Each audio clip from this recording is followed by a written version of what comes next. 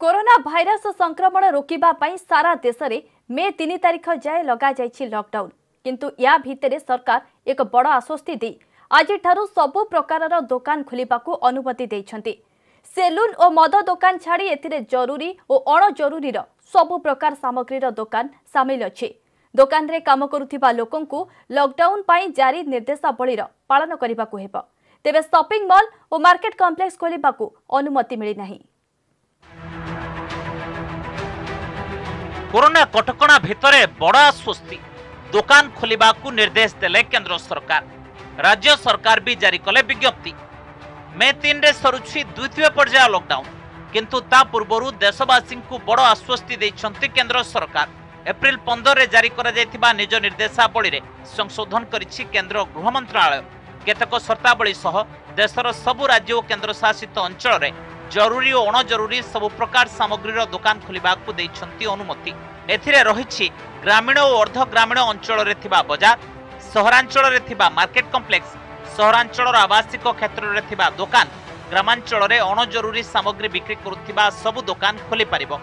समस्त दुकान राज्य बा केंद्र शासित अंचल दुकान और स्थापना अधिनियम अनुसार पंजीकृत होइथिबा आवश्यक।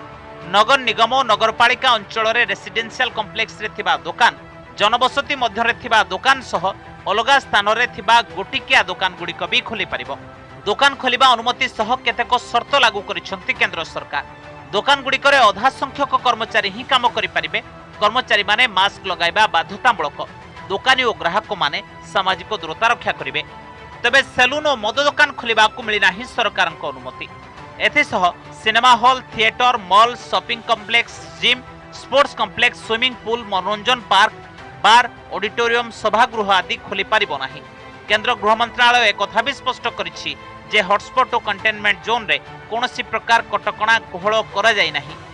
केवल कोरोना संक्रमण विपद नथिबा एवं जे अंचल रे कोरोना भाइरस मामला नथिबो सही स्थान गुड़िक कोहळ करा जिवो नियम। हॉटस्पॉट और कंटेनमेंट जोन अंचल रे केवल राशन, पनीपरिबा और फल दुकान ही खोला रहिबो।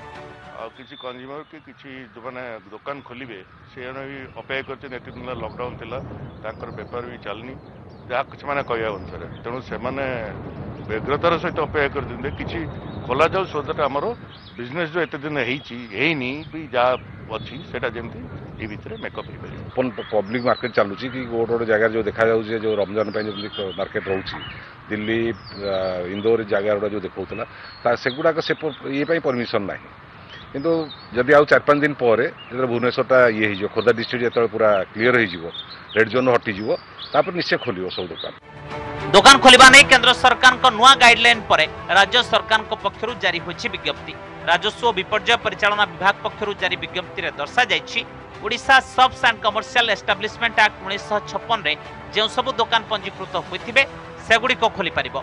महानगर और पौरांचल अधीन रे थिबा पंजीकृत दुकान गुड़िक खोलिबाकू अनुमति दैछन्ति राज्य सरकार। किंतु दुकान गुड़िक खोलिबा पई केंद्र सरकार को गाइडलाइन रे थिबा शर्त गुड़िक लागू हेबो। केउ स्थान रे की प्रकार दुकान केतेबेले खोलिबो से संपर्क में संपृक्त महानगर निगम कमिश्नर और जिलापाल माने निष्पत्ति नेबे एवं से बाबद रे नोटिस जारी करिवे। राज्य व्यवसायी महासंघ कहिछि सरकार को एही निष्पत्ति फल केवल आम राज्य में पंजीकृत 5 लाख रु अधिक व्यवसायी उपकृत हेबे। तार से गोटे ठीक कर कौ दुकान खोल आज संध्या सुधा से निर्दिष्ट हो अनेक दुकान खोली जापर जमी आप इलेक्ट्रिकल जिनस, इलेक्ट्रोनिक जिनस, मोबाइल जिनस आपणकर ये जो माने कथा हो जो द्रव्य बिक्री होची सेगुड़ाक खोली जबार संभावना अच्छे कि जोड़ा सेवा बिक्री से अंकुश लगी पारे। लॉकडाउन लागू हेबार 31 दिन पर दुकान खोलिबा निष्पत्ति व्यवसायी और दुकानी समेत ग्राहकों को देछि आश्वस्ति। Bureau report news 18 Odia.